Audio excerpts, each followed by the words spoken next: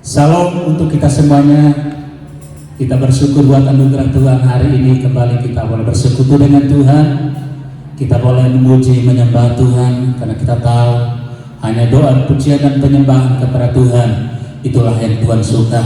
Biarlah hari-hari ini kita senantiasa memuji menyembah Tuhan. Amin. Kita mau siapkan hati, kita mau katakan pujian ini, doa, pujian dan penyembahan hanya kepada Tuhan kita. Haleluya. Kita mau bersorak bagi Dia karena Dia Yesus yang layak untuk pujian kita pagi hari ini. Haleluya.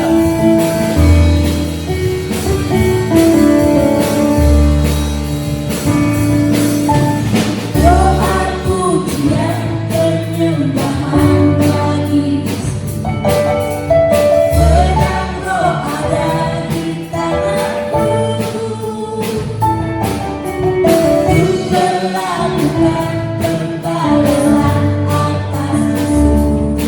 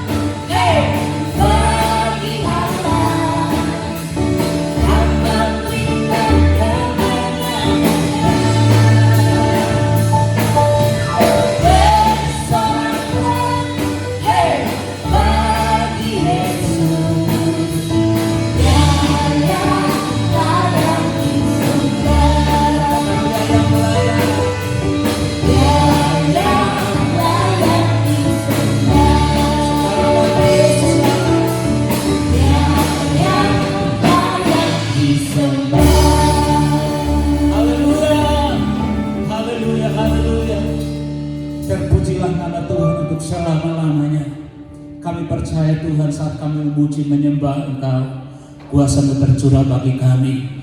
Biar Engkau urapi kami semua hamba-hamba melayani hari ini, bahkan umat-Mu yang ada di rumah masing-masing saat ini. Kami percaya kuasa Tuhan melawat kami semua. Terima kasih Tuhan dari awal sampai pada akhirnya. Ibadah ini kami persembahkan hanya untuk hormat dan kemuliaan nama Tuhan saja. Dalam nama Tuhan Yesus kami berdoa, kami bersyukur. Yang percaya kita bersama-sama katakan amin. Puji Tuhan, kita percaya Roh Kudus tercurah buat kita pagi hari ini. Dan kita percaya saat kita memuji Tuhan, kita menyembah Dia, hadiratnya tercurah di tempat ini. Dan kita tercurah di tempat Bapak Ibu berada saat ini. Karena Dia kuasa yang tidak terbatas. Dia memberkati kita semua saat ini. Terpujilah nama-Mu ya Tuhan. Engkau Allah yang memenuhi tempat ini. Engkau Allah yang hadir di tempat ini ya Tuhan. Engkau siap memberkati kami dari firman-Mu hari ini. Haleluya, haleluya. Hadirat-Mu memenuhiku, hadirat Kudus-Mu penuhi baik-Mu, dan ku bersyukur menyembah-Mu, dan ku nampak hanya kemuliaan. Sungguh-sungguh katakan hadirat-Mu memenuhiku, hadirat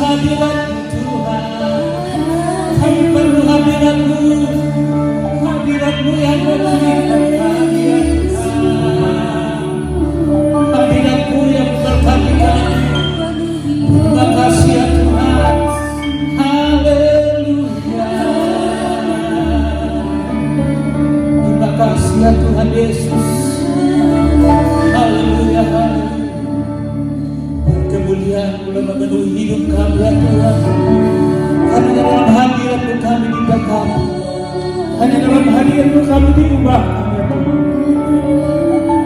Hanya dalam hari-Mu kami dipulihkan. Terima kasih Bapa. Segala pujian, syukur, hormat, kemuliaan kami naikkan bagi-Mu di dalam nama Tuhan Yesus. Haleluya. Amin. Kami serahkan kepada hamba-Nya. Shalom semuanya, salam sejahtera dalam kasih Tuhan Yesus Kristus. Hari ini kita bertemu kembali dalam renungan firman. Saya senang bertemu kembali dengan sekalian jemaat semuanya.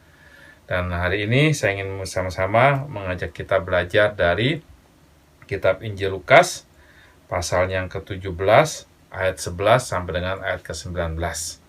Mari kita buka Alkitab kita. Saya akan membacakannya biar jemaat semua yang dikasih Tuhan semua juga bisa membaca Alkitabnya masing-masing. Ke-10 orang kusta. Dalam perjalanannya ke Yerusalem, Yesus menyusur perbatasan Samaria dan Galilea. Ketika ia memasuki suatu desa, datanglah 10 orang kusta menemui dia. Mereka tinggal berdiri agak jauh dan berteriak, "Yesus, Guru, kasihanilah kami." Lalu ia memandang mereka dan berkata, "Pergilah, perlihatkanlah dirimu kepada imam." Dan sementara mereka di tengah jalan, mereka menjadi tahir. Seorang dari mereka, ketika melihat bahwa ia telah sembuh, kembali sambil memuliakan Allah dengan suara nyaring. Lalu tersungkur di depan kaki Yesus dan mengucap syukur kepadanya. Orang itu adalah seorang Samaria. Lalu Yesus berkata, "Bukankah ke-10 orang tadi semuanya telah menjadi tahir? Di manakah yang 9 orang itu? Tidak adakah di antara mereka yang kembali untuk memuliakan Allah selain daripada orang asing ini?" Lalu ia berkata kepada orang itu, "Berdirilah dan pergilah. Imanmu telah menyelamatkan engkau." Mari kita berdoa sejenak.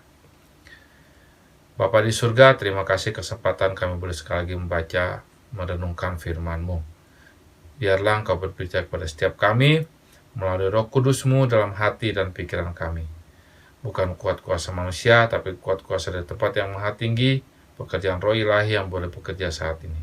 Dalam nama Yesus kami berdoa. Amin.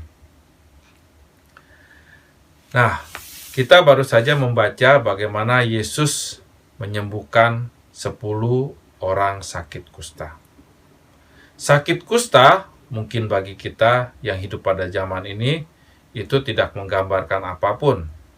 Karena sakit kusta pada zaman kita ini tidak terlalu sering kita jumpai, mungkin jarang sekali. Ya. Dan sakit kusta ini juga merupakan sakit yang bisa disembuhkan. Saya pribadi belum pernah bertemu langsung dengan orang yang sakit kusta. Banyak mendengar, banyak membaca dari Alkitab maupun dari kisah-kisah, tapi secara pribadi belum. Bagaimana dengan jemaat yang dikasih Tuhan semuanya? Saya percaya sih, sepertinya yang pernah bertemu dengan orang sakit kusta benar-benar mungkin tidak terlalu banyak. Nah, tapi keadaan pada zaman ini berbeda sekali dengan apa yang kita baca pada zaman di mana Tuhan Yesus hidup, pada zaman kisah ini terjadi, pada era kisah ini terjadi. Pada masa tersebut, pada masa itu, orang yang sakit kusta merupakan orang yang sangat-sangat kasihan sekali. Perlu dikasihani sekali. Kenapa? Karena pertama-tama pada masa tersebut, sakit kusta ini belum ada obatnya. Orang yang sudah sakit kusta itu akan terus sampai dengan mati dia dalam sakitnya. Ini bukan sakit yang menyenangkan, sakit yang sangat menyakitkan dan juga menjijikkan. Itu secara fisik, secara jasmani. Tapi sakit kusta pada zaman tersebut, pada zaman Tuhan Yesus hidup itu bukan hanya secara jasmani. Sakit kusta itu juga membawa kesedihan, kesengsaraan dalam hal lainnya, dalam kejiwaan. Kenapa? Karena orang yang sakit kusta, mereka kemudian dikucilkan, mereka diasingkan dari masyarakat, dari kotanya, bahkan dari keluarganya. Mereka tidak boleh sama-sama, karena semua orang takut mereka akan tertular sakit kusta ini. Kemudian juga secara rohani, orang yang sakit kusta ini dianggap orang yang sangat berdosa, karena kusta dianggap sebagai tulah hukuman daripada Allah. Sehingga ketika seorang kena kusta, dia dikatakan sebagai najis, dan dia tidak boleh berkumpul bersama-sama dengan orang-orang yang lainnya. Bahkan, kalau kita baca di Perjanjian Lama, dituliskan di sana bahwa orang yang sakit kusta itu harus dibuang, diusir, disingkirkan jauh keluar daripada kota. Mereka tinggal sendirian di tenda yang dibangun khusus untuk orang-orang seperti itu. Nah, kita membaca baru sini dalam kisah ini bagaimana dengan latar belakang sebenarnya ada 10 orang yang sakit kusta Di sini ketika dalam perjalanan ke Yerusalem, Yesus bukan bertemu, tapi Yesus dilihat Karena di ayat ke-12 dituliskan bagaimana ketika ia memasuki suatu desa datanglah 10 orang kusta. Bukan Yesus yang mendatangi mereka, tapi 10 orang kusta ini datang kepada Yesus.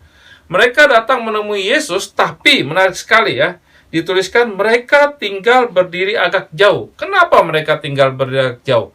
Karena ini hal yang biasanya dilakukan orang-orang yang sakit kusta pada masa tersebut. Mereka tidak berani dekat-dekat. Karena ketika mereka sedikit mendekat, orang yang dekat itu akan marah Masih mending kalau cuma marah, mengatakan perkataan-perkataan yang menyakitkan mereka. Tapi kalau lebih daripada mereka dipukuli atau diusir seperti halnya binatang, itu hal yang biasa. Mereka tidak boleh marah orang-orang sakit kusta ini. Perlakuan demikian itu perlakuan yang biasa pada masa tersebut. Makanya ketika di sini dituliskan, mereka mendatangi Yesus, tapi mereka tidak berani dekat-dekat. Mereka tinggal berdiri agak jauh Dan di situ mereka berteriak kepada Yesus, Yesus, Guru, kasihanilah kami. Nah, Yesus, Guru, kasihanilah kami. Kira-kira apa yang mereka minta daripada Yesus? Kita bisa lihat macam-macam, tapi di sini satu hal, sepertinya mereka datang kepada Yesus minta belas kasihan. Mereka bukan minta disembuhkan, atau disembuhkan, tapi mereka nggak minta Yesus tabib, tapi mereka minta kasihanlah kami, berikan belas kasihanmu, kami ini orang yang sengsara, orang yang sangat-sangat terbuang, terpinggirkan, kasihanilah kami. Ketika mendengar teriakan daripada orang-orang ini, 10 orang kusta ini, lihat apa yang Yesus katakan Yesus lakukan, ia memandang mereka. Yesus memandang 10 orang kusta ini, dan ia berkata, pergilah, perlihatkanlah dirimu kepada imam.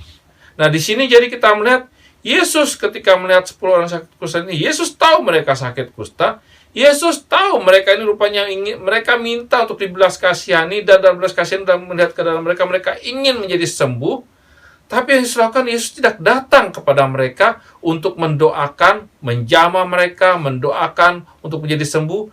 Itu bisa Yesus lakukan, dan kalau itu Yesus lakukan, mereka 10 orang yang sakit kusta ini saya percaya akan sembuh. Karena hal yang sama Yesus lakukan bahkan kepada orang-orang yang lainnya, bahkan dengan datang mendoakan, dia bisa membangkitkan orang mati yang sudah mati bisa membangkitkan orang yang lumpuh sudah bertahun-tahun, dan ketika ada perempuan yang menjamah sudah 12 tahun pendarahan bisa sembuh seketika Semua itu bisa dilakukan dengan kontak langsung. Tapi di sini Yesus melakukan satu hal yang lain yang berbeda sekali. Dan kita mau belajar dari ini. Bagaimana untuk mukjizat Allah, kuasa Allah itu bekerja dalam kehidupan kita, melalui kehidupan kita Di sini Yesus melihat kepada mereka, Yesus lihat mereka sakit kusta, Yesus tahu mereka sakit kusta, dan Yesus memberikan suatu perintah, instruksi, firman, perkataan yang kelihatannya biasa, tapi kalau kita perhatikan nanti akan ini firman, perkataan yang menuntut yang meminta kepada 10 orang sakit kusta ini untuk mereka mengambil tindakan yang luar biasa. Yesus berkata kepada mereka, pergilah, perlihatkanlah dirimu kepada imam. Nah, bagi kita mungkin hanya sekedar pergilah, perlihatkan dirimu kepada imam, nggak ada sesuatu yang aneh Tapi di sini semuanya pada zaman di mana Yesus hidup, perkataan ini, seseorang yang sakit kusta, orang yang sakit kusta itu pergi memperlihatkan diri kepada imam. Untuk apa? Untuk diperiksa oleh imam bahwa orang tersebut sudah sembuh dari kustanya. Jadi pada masa tersebut yang menyatakan seseorang sudah sembuh, sudah tahir istilahnya dari kustanya atau belum, itu bukanlah dokter ya, bukanlah istilahnya orang lain, tapi imam. Kalau imam mengatakan kamu sudah tahir, kamu sudah sembuh, orang itu sembuh dan dia boleh kembali kepada kumpulan keluarganya, kembali ke tengah masyarakatnya, kembali ke kotanya. Tapi kalau belum, dia terus harus menjalani hidup dalam pembuangan, hidup sebagai seorang yang sakit kusta. Nah, Yesus melihat orang ini 10-nya masih sakit kusta. Yesus nggak mendoakan mereka, Yesus nggak menjamah mereka, Yesus nggak mendoakan untuk sembuh. Tapi Yesus mengatakan pada mereka, pergi perlihatkan dirimu kepada imam. Ada sesuatu yang di sini, kalau kita lihat, sesuatu yang tidak biasa, suatu tantangan, sesuatu yang harus dilakukan oleh 10 orang yang sakit kusta ini, yaitu mereka masih, kustanya masih di tubuh mereka, ya, mereka masih sama seperti sebelum mereka Yesus memberikan perintah itu, tapi di sini Yesus memberikan perintah kepada mereka untuk pergi, perlihatkan dirimu kepada imam. Nah, apa pelajarannya bagi kita sini? Tuhan ada kalanya ketika melakukan mukjizat, mau menyatakan kuasanya dalam kehidupan kita, dalam keadaan kita alami, dalam lingkungan kita, itu Tuhan tidak langsung mengadakan mukjizat demi bless, atau dia mengadakan suatu pekerjaan luar biasa. Tidak. Tapi dia memberikan firman-Nya, dia memberikan instruksinya, dia memberikan perintahnya. Dan ya, seperti halnya 10 orang sakit kusta ini, di sini kita diberi kita tantangan. Apakah kita mau mengikuti instruksinya, perintahnya, perkataannya itu, atau kita ketika menunggu, wah ini susah, Tuhan kau aneh-aneh saja, tidak mungkin aku lakukan. Ya. Nah, di sini kita melihat 10 orang sakit kusta ini, mereka ketika mendengar perkataan Yesus itu, mereka tidak menjadi ngedumel, tidak puas, ataupun timbul pertanyaan, ataupun mungkin ngegerutu dan sebagainya, tapi mereka, ya, di sini dikatakan mereka langsung pergi, mereka berjalan ya, menuju ke tempat imam. Di mana pada saat itu imam kita bisa lihat adalah di Bait Allah ya, di sinagog. Jadi mereka menuju ke sana.